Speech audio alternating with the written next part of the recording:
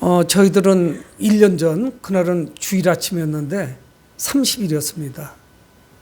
그리고 우연히 속보를 통해서 참으로 많은 사람이, 정확한 수치는 계속적으로 이게 바뀌었는데 100여 명이 넘는 사람들이 사망했다는 그런 소식이었습니다.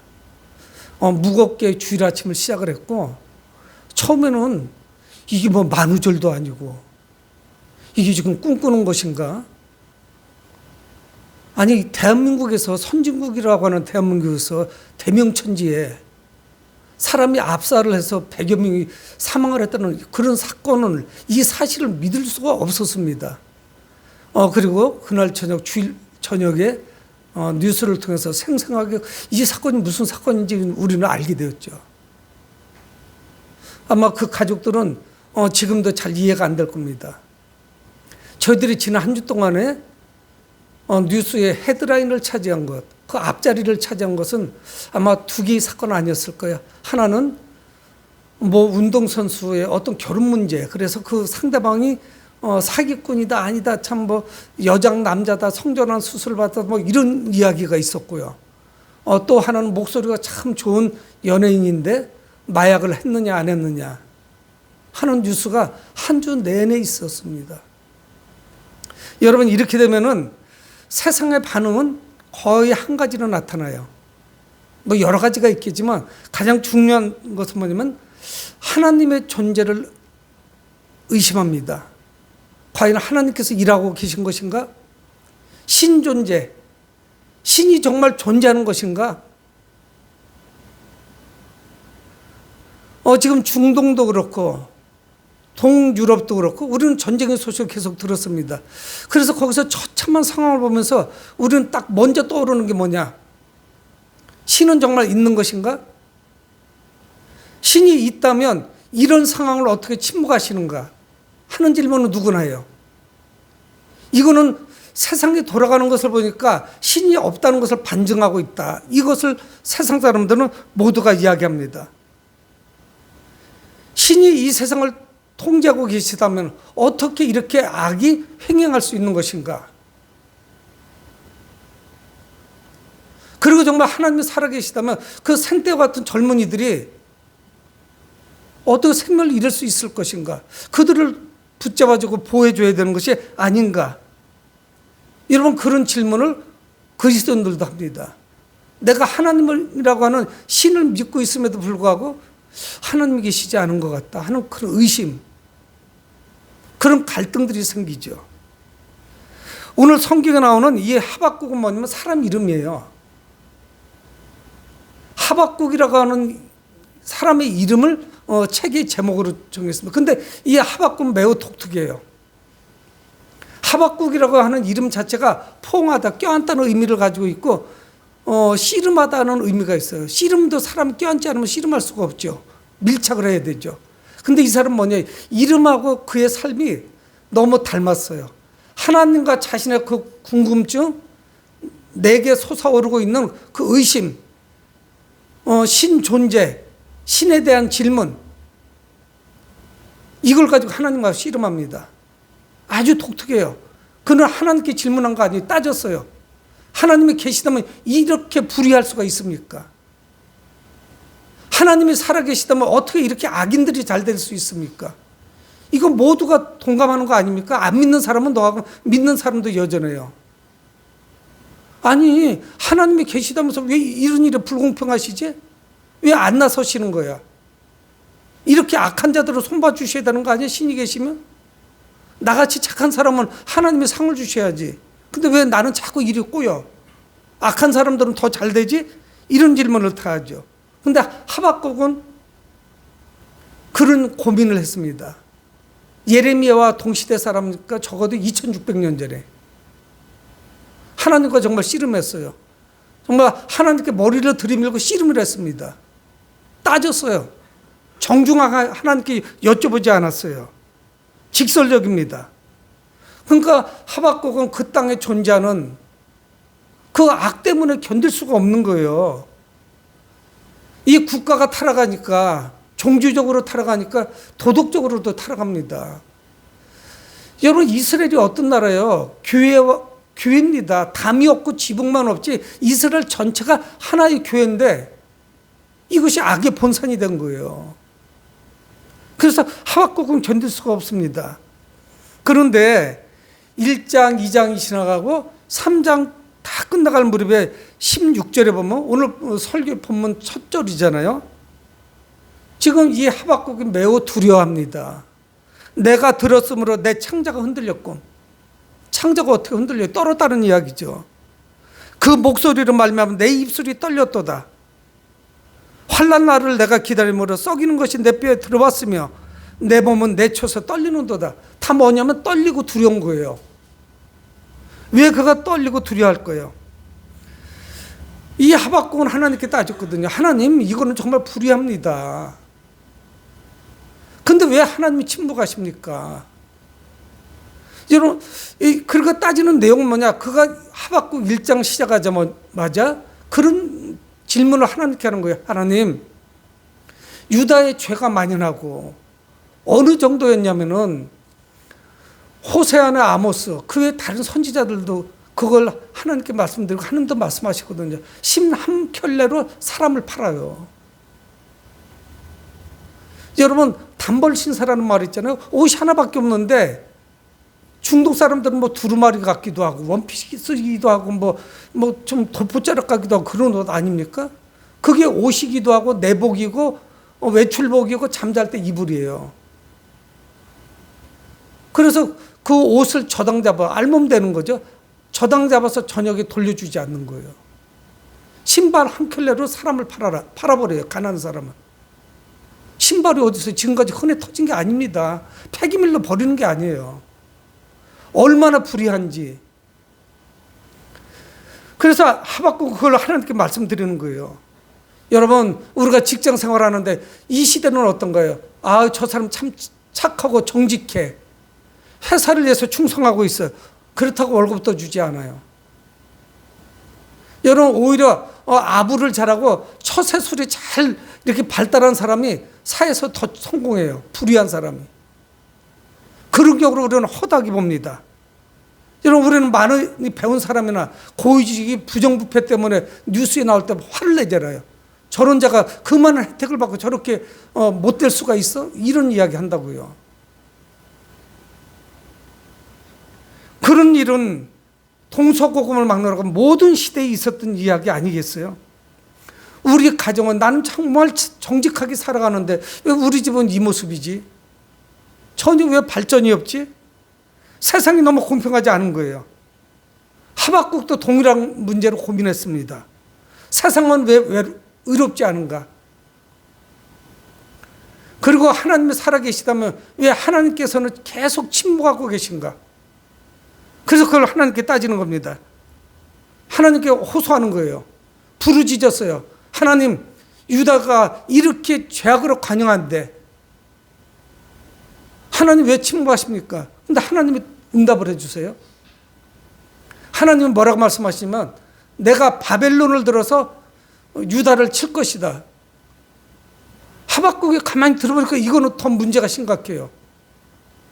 우리도 불의하지만 바벨론이라고 하는 나라는 이방 국가고 우상, 이방신을 섬기고 있고 그들은 더 불의한데 하나님 이건 잘못됐습니다. 또 따져요. 우리도 불의하지만 우리보다 더 불의한 바벨론을 통해서 우리를 친다는 거, 심판하신다는 거, 이건 천부당 만부당합니다. 이건 말도 안 됩니다. 있을 수가 없죠. 우리도 나쁘지만 더 나쁜 자를 들어서 우리를 친다는 거예요.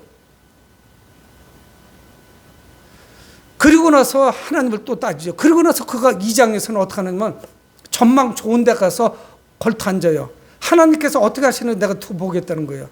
그런데 하나님 말씀합니다. 의인은 믿음으로 말미암아 살리라. 그러면서 어느 순간인지 모르지만 이 하박국이 점점 변화되어 갑니다. 어느 한순간에 그가 변화돼요. 의인은 믿음으로 말미암아 살리라. 이 이야기는 뭐냐면 악인들은 내가 심판할 것이고 의인들은 구원할 것이다. 살릴 것이다. 하박국이 생각한 것 같이 하나님은 불의한 분이 아니었어요. 악인들은 분명히 내가 심판할 것이고 의인들은 내가 구원할 것이다. 믿음으로 말미암아 구원을 받을 것이다. 이런 말씀을 합니다. 그러니까 하나님의 임재와 함께 하나님의 그 응답, 바벨론을 들어서 유다를 심판하시고, 그리고 마지막에 바벨론을 하나님은 심판하실 거예요. 도구로 사용하시는 거예요.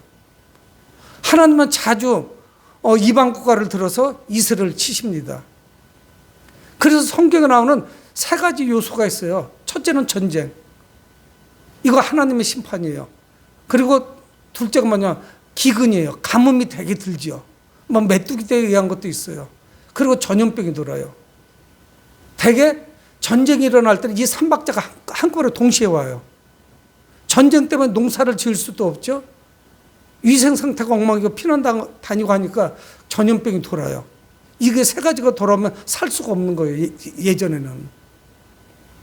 하나님은 늘 그 세 가지를 가지고 심판하십니다. 여러분, 저는 저희 딸하고 카톡을 나눴는데, 아빠 진짜 요즘 전쟁 막 이런 거 저런 것도 많고 그래요. 그래서 마태복음 24장하고 요한계시록을 다 읽어봐. 마지막 때의 징조를 말씀하셨잖아. 몇 년도 몇 월 며칠이라고 하나님은 말씀하시지 않지만 마지막 때의 징조를 말씀한단 말이에요. 여러분, 우리는 임신한 임산부의 그 산딸을 알 수는 없어요. 배가 불러오는 것도 있지만 징조를 알 수 있어요. 출산 때가 되오면은 아기가 배에서 돈다고 그래요. 저는 뭐 출산 경험자가 아니지만 그래서 아는 거예요. 이 산통이 점점 가파라지고 이 텀이 짧아집니다. 유능한 간호사는 누구냐? 아이가 곧 나올 때쯤에 원장님을 모시고 오는 거예요. 분만실로. 나오려면 아직 모르는데 불러가면 혼나요. 타임을 못 맞춘다고. 여러분, 근데 말씀하고 있어요. 첫째 전쟁의 소식이 있을 것이고 지진과 기근과 기갈이 있을 것이다. 수많은 것을 말씀하고 있어요. 이 하박국은 하나님의 임재, 하나님의 말씀을 듣고 난 다음에 큰 충격을 받아요. 그리고 큰 깨달음이 있습니다. 그러면서 이건 어떤 생각을 하게 되냐면 유다의 심판, 우리 동족의 심판은 피할 수가 없다는 것을 알게 돼요. 바벨론에 의해서 큰 전쟁의 소식이 있을 것이다. 그게 내 때인지 다음 세대인지 모르지만 그 전쟁의 참화를 벗어날 수 없을 것이다.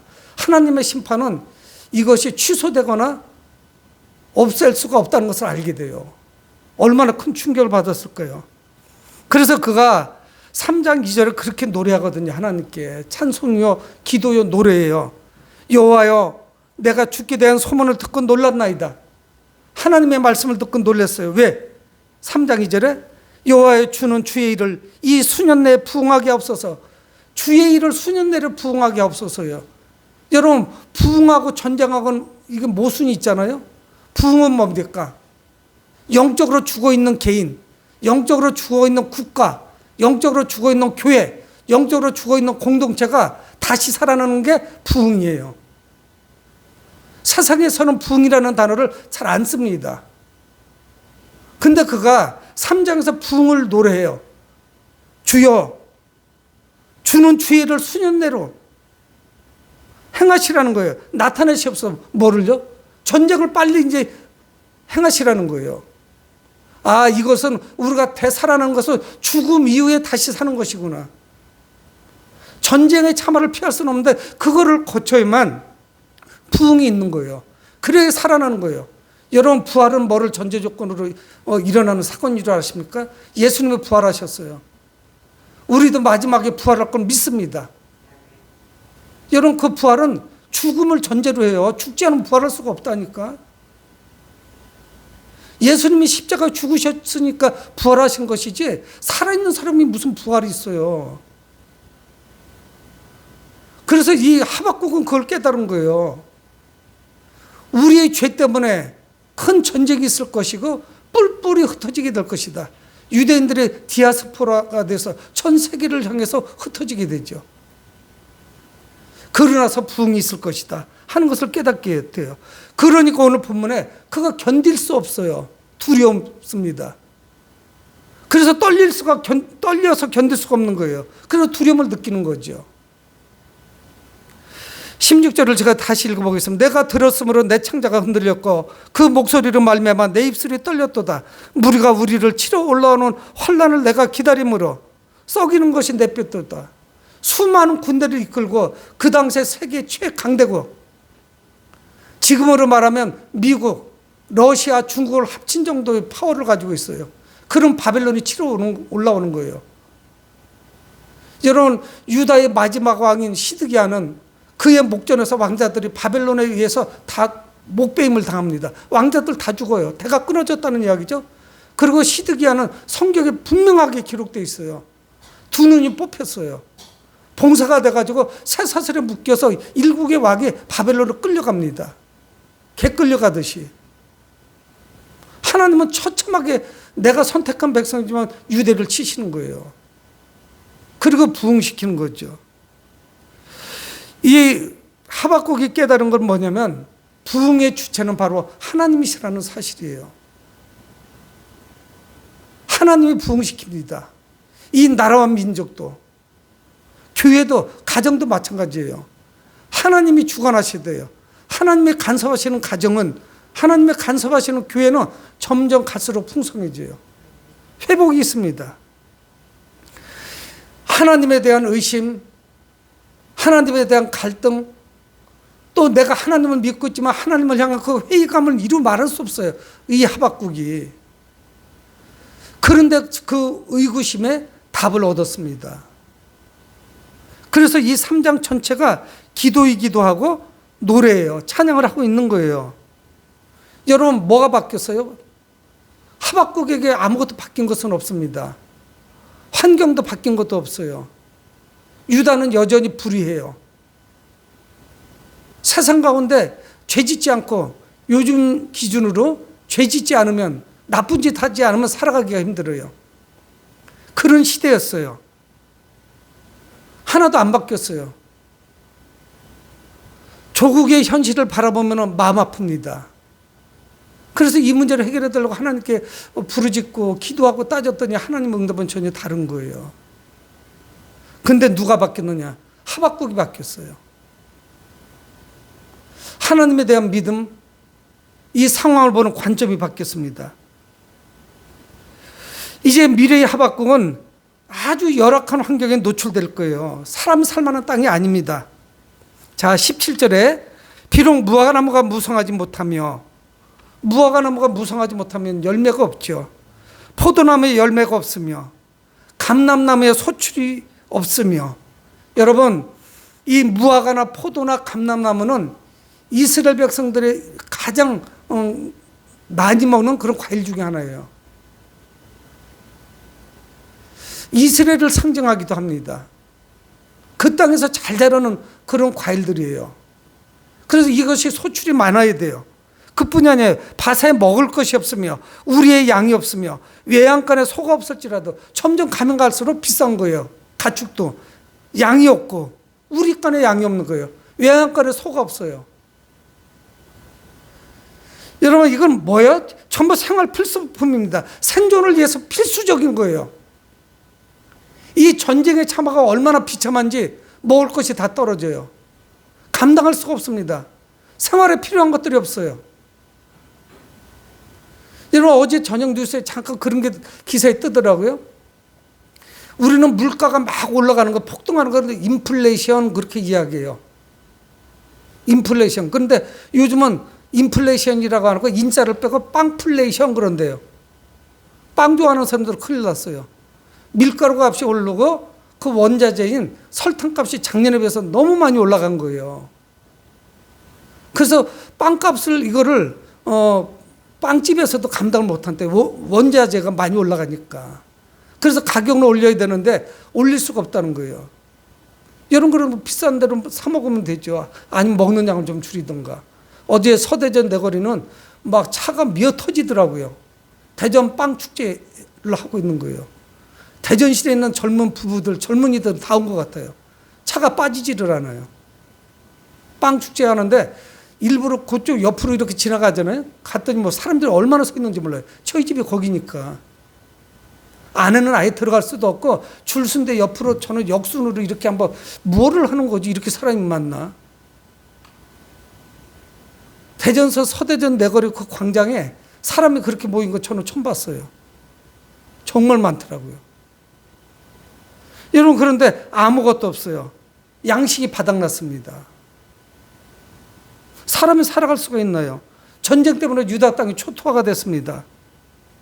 그러니까 바벨론에 의해서 전쟁이 일어난 것은 하나님의 심판이었어요. 하나님의 심판의 도구로 바벨론을 사용하신 거예요. 여러분, 그래서 목사는 그 팔레스타인 성경이 유구하죠. 3천 수백 년 동안 이스라엘하고 싸웠습니다. 성경 블레셋이라고 나와요.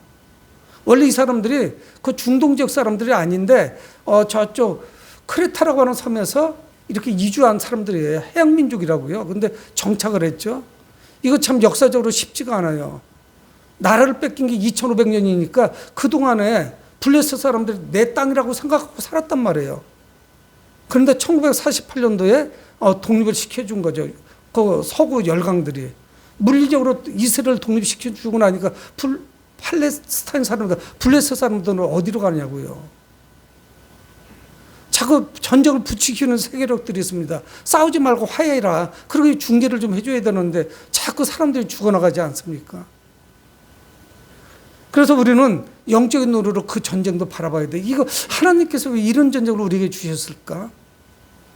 저게 남의 일이 아니거든요. 하나님께서 약속하셨던 땅에서 왜 전쟁이 일어나는 것일까? 그러면 이스라엘 백성은 성경에 나오니까 이스라엘은 늘 옳은 것인가? 블레셋, 팔레스타인은 불의한 것인가? 우리 그렇게 또 말할 수가 없어요.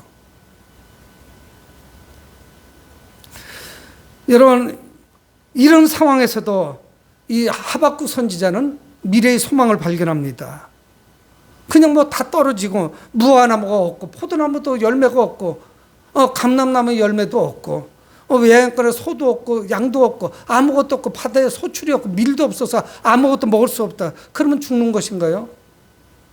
그런데 하박국의 자세는 다릅니다. 18절에 나는 여호와로 말미암아 즐거워하며 나는 구원의 하나님으로 말미암아 기뻐하리로다. 하박국이 바뀌었습니다.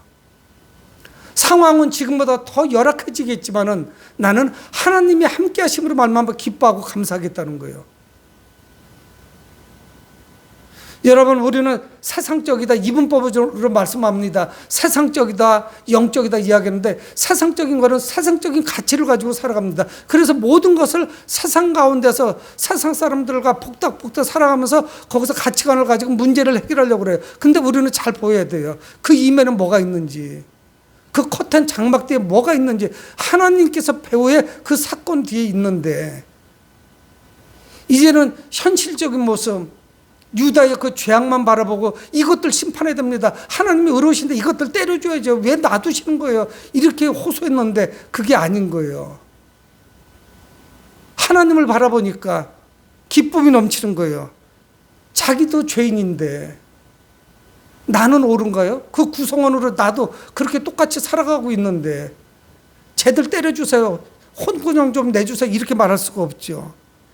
나는 여호와로 말미암아 즐거워하며 나의 구원의 하나님으로 말미암아 기뻐하리로다. 세상이 불의하거나 전쟁이 일어나거나 아니면 내게 고난이 찾아와도 상관없어요.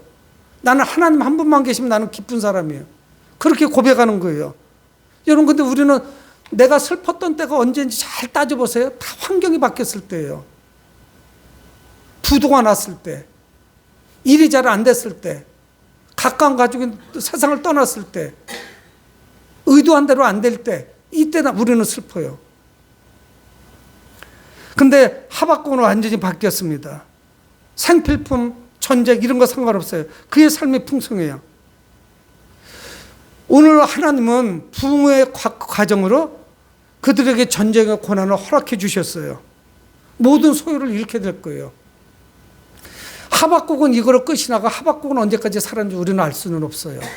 그의 활동은 성경이 기록하지 않습니다. 아마 시기적으로 전쟁을 그가 직접 눈으로 목격했을 가능성도 커요. 예레미야하고 동시대 사람이면. 그럼에도 불구하고 흔들리지 않는 그런 믿음을 볼 수가 있습니다. 사랑하는 성도 여러분, 우리는 모두 불의한 세상에 살아가고 있어요. 세상도 불의하지만 우리도 때로는 불의해요. 그래서 세상과 적당히 절충합니다. 여러분, 세상하고 정말 편하게 살 수 있는 방법은 여러 가지 있는데 적당히 믿음을 좀 버리면 편안해요. 질끈 내가 눈을 감고 하나님 이번은 이해해 주시고 용서해 주세요 하고 그냥 뛰어들면 돼요. 그거를 못하니까 우리가 힘들죠. 그래 불편한 거예요. 이 하박국은 완전히 바뀌었습니다. 자신의 미래가 첫째는 뭐냐? 꽃길이 아니라는 거 알았어요. 내가 가는 길이 순탄하지 않을 것이다. 그 과정을 거쳐야만 미래에 소망이 있다는 걸 알았어요. 이 하박국의 삶도 우리 믿음의 사람들의 삶과 너무 닮아 있어요. 신앙인들의 삶, 또 교회의 그 앞으로 나갈 바하고도 비슷해요. 그 처음에 의심과 갈등, 그거를 극복하고 찬양의 노래를 부릅니다. 19절에 주 여호와는 나의 힘이시라. 나의 발을 사슴 가깝게 하사 나를 나의 높은 곳으로 다니게 하시리로다. 주 여호와는 나의 힘이시로다. 그럼 그렇게 고백해요. 하나님이 나의 힘입니다. 내 힘 가지고 살아가는 것이 아니에요. 내 힘은 좀 짧게 쉽게 소진됩니다. 그래서 성경에 그렇게 말씀하지 않겠어요? 우리가 가지고 있는 소유나 가지고 있는 그 힘, 그게 파워가 아니에요. 능력이 아닙니다. 그래서 안개와 같이 이렇게 말씀해요. 안개는 떴다가 태양이 중천에 떠오르면 다 사라져요. 그리고 예수님도 말씀하시잖아요. 들판에 꽃과 같다. 꽃이 그게 얼마나 가겠어요. 며칠 가면 다 시들어버리죠. 그래서 뭐가 됩니까? 땔감이 되는 거 아니겠어요? 세상에 있는 것은 신뢰할 만한 대상은 못 돼요. 우리가 지금까지 신뢰해왔던 것들 중에 손으로 잡히는 것은 영원히 우리와 함께 할 수 있는 건 하나도 없어요. 유형적인 거, 손에 잡히고 취할 수 있는 물질적인 거는 손으로 잡아서 죽음 이후까지 같이 갈 수 있는 거 아무것도 없어요. 한번 찾아보세요. 목록이 있나. 영적인 것만 영원해요. 근데 우리는 모든 포커스를 세상적인 거 뭔가를 이거 움켜쥐려고 다 보내는 것이죠. 자신의 의를 의지했습니다. 여러분 죄송해요. 목사나 믿음 좋은 장로님이나 이런 사람들이 세상을 많이 비판해요. 왜? 내가 의롭다고 생각하는 거예요. 근데 하박국은 바뀌었어요. 내가 좀 정직하게 사는 사람일수록 세상을 많이 비판해요. 왜 세상이 이렇죠? 테스 형 세상은 왜 이렇게 노래해야 돼요? 나훈아 씨가? 왜 이런지 성경은 다 말씀하잖아요. 나훈아 씨는 왜 그런지 정답을 못 얻었어요. 소크라테스 형님도 마찬가지고 플라톤도 그렇고 다 그래요. 철학자들은. 우리 초등학생들도 아는 거를 그들은 답을 몰라요. 어디서 와서 어디로 가는지 몰라요. 하나님께서 보내주셨고 하나님께로 가는데 성경에 답이 다 있는데 모르고 살아갔거든요. 하박국이 발을 사슴 가깝게 하셔서 높은 곳으로 다니게 하실 것이다. 그런 확신을 가지고 있는 거예요. 여러분 우리는 간혹 가다가 동물의 왕국을 보는데 이 사슴 종류는요. 중동 지역에 그 절벽을 그냥 평지를 다니듯이 다니는 거예요. 막 높은 데서 뛰어내리고 다리가 부러지질 않아요. 그 절벽 중턱에 서 있어요. 주먹만한 돌이 이렇게 뾰족 나오면 거기다 발을 디디고 서 있다고요. 여러분 주 여호와는 나의 힘이에요. 그러니까 나는 어떤 자냐? 사슴과 같은 자예요. 그런 높은 곳을 그냥 종횡무진 뛰어다니는 거예요. 세상 사람들은 범접하지 못합니다. 쳐다만 볼 뿐이지. 여러분 사슴이 그 절벽에서 떨어져 죽질 않아요. 산사태가 나서 죽는 경우는 있을지 모르지만 경고합니다. 염소 종류도 마찬가지고 사냥도 마찬가지예요. 그 쪽발로 어떻게 그렇게 서 있는지 모르겠어요. 하나님께서 하박국의 발을 그렇게 사슴과 같이 단단히 붙잡아 주실 거예요. 실족하지 않아요. 두려움이 없습니다. 우리는 넘어져도 다시 일어나요. 훌훌 털고. 넘어져서 아프다고 징징 울지 않아요. 아무리 험준한 지형이라고 해도 그것을 뛰어넘어갈 거예요. 왜? 하나님이 나의 힘이 되시니까. 내 의를 믿고 내 힘을 믿고 내 능력으로 이 땅을 살아갔는데 그거는 얼마 갈 수가 없어요. 미약하기 짝이 없습니다. 여러분 부흥은 무엇이라고 했습니까? 영적으로 죽은 사람이나 공동체가 다시 살아난 거예요. 여러분 우리는 우리 가정이 부흥하기를 원합니다. 내가 먼저 부흥하기를 원해요. 우리 교회가 부흥하기를 원합니다. 나라와 민족이 좀 부흥하기를 원해요. 이 세계가 부흥하기를 원합니다. 그걸 원하지 않는 사람이 누가 있겠어요? 그러려면은 부흥의 주체인 하나님을 만나셔야 돼요. 부흥의 주체인 하나님을 만나자 하박국은 사시나무 떨듯이 떠는 거예요. 하나님의 임재 가운데, 임하신 가운데 떨지 않은 선지자가 없어요. 모두가 떨었어요. 두려워했어요. 그분의 존귀하신 모습을 바라볼 수가 없는 거예요. 그리고 하나님을 만나고 하나님을 기뻐하는 그런 삶을 살아야 됩니다. 우리의 매일의 삶에서 하나님의 임재, 하나님의 임하심을 경험해야 돼요. 그 자체가 부흥입니다. 하나님을 만나는 순간 모든 사람의 인격이, 그의 삶이 녹아내려요. 용광로처럼 이걸 전부 녹여서 불순물을 빼버리고 순도 좋은 그런 정금으로, 순금으로 만들어버려요. 여러분, 그래서 우리는 하나님과 인격적인 만남 필요합니다. 나부터 만나야 돼요. 아이고, 왜 우리 교회는 부흥하지 않지?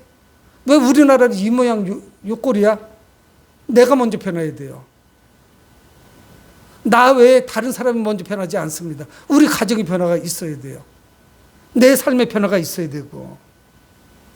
하나님은 하박국을 변화시켜서 그 하나님의 부흥, 미래를 바라보게 하셨습니다. 그것이 이 3장 전체에 있는 거예요. 내가 변화를 추구하고 부흥하면은 우리의 공동체도, 우리의 가정도 모두 변화됩니다. 회복이 일어나요. 우리는 같이 사용하잖아요. 변화, 회복, 부흥. 거의 같은 의미예요. 세상은 잘 사용하지 않는 단어죠. 우리 마음속에 그 부흥의 뜨거운 열망을 품어야 됩니다. 막 종거지 흐지부지 이렇게 해서는 안 돼요. 사랑하는 성도 여러분, 우리 미래의 부흥은 하나님과의 관계에서 나온다는 것을 우리는 잊지 말아야 됩니다. 우리 모두가 생명과 부흥을 주시는 하나님과 영원히 함께하는 그런 삶이 되시길 주의 이름으로 축복을 드립니다. 고마우신 아버지 하나님, 주의 은혜를 감사합니다. 하박국은